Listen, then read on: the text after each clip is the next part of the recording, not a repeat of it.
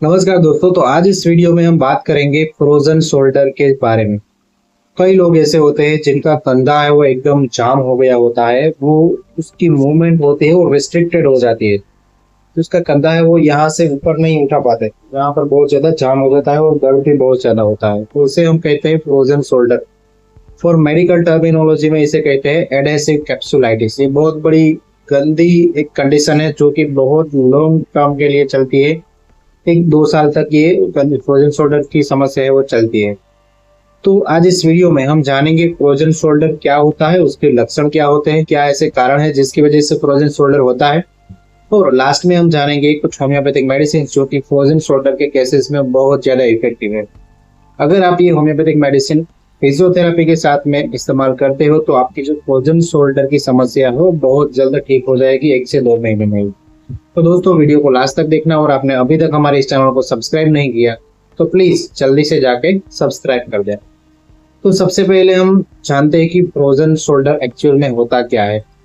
तो जनरली क्या होता है कि ये जो हमारा जॉइंट होता है, शोल्डर जॉइंट, नीचे वाला जो बोन होता है जिसे हम ह्यूमरस कहते हैं, और वो जो ह्यूमरस है वो हमारे स्कैप्यूला के ग्लिनोइड कैविटी में अटैच रहता है, और उसके अराउंड एक कैप्सूल रहता है, और वो कैप्सूल उसके अंदर एक बहुत सारे स्ट्रक्चर्स रहते हैं। तो वो जो कैप्सूल्स होता है उसमें किसी वजह से सूजन आ जाती है, तो उसे हम फ्रोजन शोल्डर या फिर एडेसिव कैप्सुलाइटिस कहते हैं।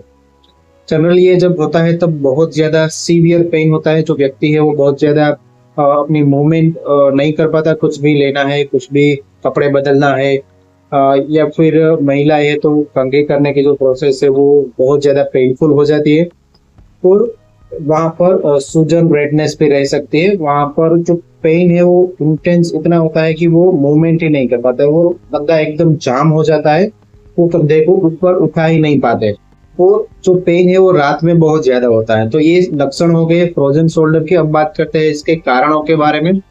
तो जनरली कोई सर्जरी के बाद या फिर कोई इंजरी के बाद फ्रोजन शोल्डर होने का रिस्क ज्यादा है। जैसे कि हाथ में अगर आपको इंजरी हुई है या फिर कोई सर्जरी हुई है तो डॉक्टर्स ने आपको प्लास्टर दिया है, ऐसे ही याद रखने के लिए बोला है, तो कंधा आपका जाम हो सकता है, क्योंकि जो मूवमेंट है वो एकदम रिस्ट्रिक्ट हो गई है, और इसकी वजह से तो वहां पर कैप्सूल है उसमें सूजन आ सकती है, और जो हमारा शोल्डर है वो एकदम जाम हो सकता है।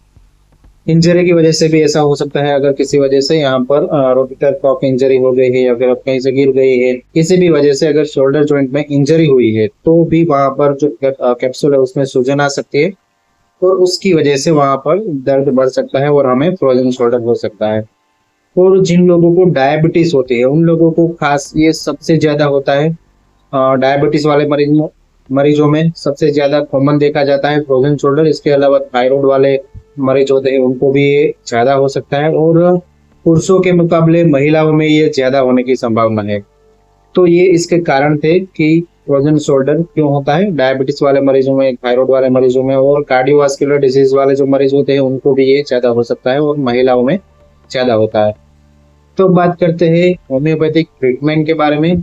ये जो मैं मेडिसिन इसमें बताऊंगा इसको फिजियोथेरेपी के साथ में आपको लेना है। अगर फिजियोथेरेपी के साथ में अगर आप ये मेडिसिन लेते हो तो आपकी जो फ्रोजन शोल्डर की समस्या है उसमें काफी हद तक बहुत जल्द आपको आराम मिल जाएगा। तो इसमें जो सबसे पहली मेडिसिन है वो है अर्निका मोंटाना, जिसको आपको 30 पोटेंसी में लेना है। इसको आपको 2 बूंद दिन में 3 बार खाना खाने से पहले लेना होता है। अर्निका हम सब लोगों को पता है कि जहाँ पर भी पेन, स्वेलिंग या फिर स्टिफनेस बहुत ज्यादा है वहां पर ये ब्लड सर्कुलेशन बढ़ा के, हीलिंग प्रोसेस बढ़ा के हमें पेन और स्वेलिंग में राहत देती है। दूसरी जो मेडिसिन है वो है रूटा, वो भी आपको 30 पोटेंसी में लेनी है। इसको भी आपको 3 टाइम खाना खाने से 15-20 मिनट पहले आपको ले लेनी है। डायरेक्ट जीभ के ऊपर 2-2 बूंद आपको तीनों टाइम खाना खाने से पहले लेनी है। रूटा जो कि बोन, टेंडन, मसल्स, लिगामेंट्स में बहुत ज्यादा इफेक्टिव है। वहां पर अगर पेन है, स्वेलिंग है तो उनको कम करती है। तो रूटा अर्निका के साथ में ही आपको ले लेनी है। दोनों मिक्स करके भी आप ले सकते हो, दोनों 15-15 ml आप 30 ml की एक बोतल में लेकर आओ और उसको मिक्स कर दो, और 2-2 बूंद आपको दिन में 3 बार उसमें से आप लोगे तो भी चलेगा। इसके अलावा आपको मेडिसिन लेनी है कलकेरिया फ्लोर, जो कि 6x पोटेंसी में लेनी है। इसकी 4-4 गोलियां दिन में 3 बार खाना खाने के 15-20 मिनट बाद आप इसे थोड़े से गुनगुने पानी में डालकर उसको अच्छे से घोल लेना है और उसको पी लेना है। 3 बार लेनी है। कल्केरिया फ्लोर भी जहाँ पर दर्द है, स्वेलिंग है, वहाँ पर बहुत ज्यादा इफेक्टिव है। खासकर जहाँ पर ओवर ग्रोथ है वहाँ पर भी ये काम आती है, लेकिन फ्रोजन शोल्डर के केस में भी ये बहुत ज्यादा इफेक्टिव है। तो ये एक गोली भी आपको 6x पोटेंसी में 4 गोली दिन में 3 बार खाना खाने के बाद लेनी है। और इसके अलावा जो दो मैं मेडिसिन बताऊंगा वो स्पेसिफिक मेडिसिन है। अगर आपको लेफ्ट साइड का शोल्डर जॉइंट अफेक्ट हुआ है तो आपको लेनी है पेरामेट 30 पोटेंसी में। इसको भी आपको दिन में 3 बार खाना खाने से पहले 15-20 मिनट पहले आपको 2 बूंद डायरेक्ट जीभ के ऊपर टपका लेनी है। और अगर आपको राइट साइड वाला कंधा है वो अफेक्ट हुआ है तो आपको सेंग्यूनेरिया 30 जो पोटेंसी में आपको लेनी है, उसको भी आपको 2-2 बूंद दिन में 3 बार खाना खाने से पहले ले लेनी है। तो दोनों मेडिसिन नहीं लेनी है। राइट साइड का कंधा अफेक्टेड होता है तो सेंग्यूनेरिया, और लेफ्ट साइड का कंधा अफेक्ट होता है तो पेरम मेटालिकम। ये दोनों मेडिसिन फ्रोजन शोल्डर में बहुत ज्यादा इफेक्टिव है। और एक रूमाकोन करके ऑयल आता है, ये भी आप वहां पर अप्लाई कर सकते हो। जो भी आपका अफेक्टेड कंधा है, जहां पर आपको दर्द और अकड़न महसूस हो रही है, वहां पर आपको रूमाकोन ऑयल लगाना है दिन में 2 से 3 बार, और वहां पर गर्म सिकाई करनी है। ये लगातार फिजियोथेरेपी के साथ में 1 से 2 महीना आप कीजिए, आपकी जो फ्रोजन शोल्डर की समस्या है वो पूरी तरीके से ठीक हो जाएगी। तो आशा करता हूँ दोस्तों वीडियो में आपको कुछ तो इन्फॉर्मेटिव जानकारी जानने को मिली होगी। अगर वीडियो अच्छी लगी है तो प्लीज वीडियो को लाइक, शेयर और सब्सक्राइब जरूर करें। तो मैं मिलता हूँ अगले वीडियो में, तब तक हेल्दी रहिए, फिट रहिए और मस्त रहिए।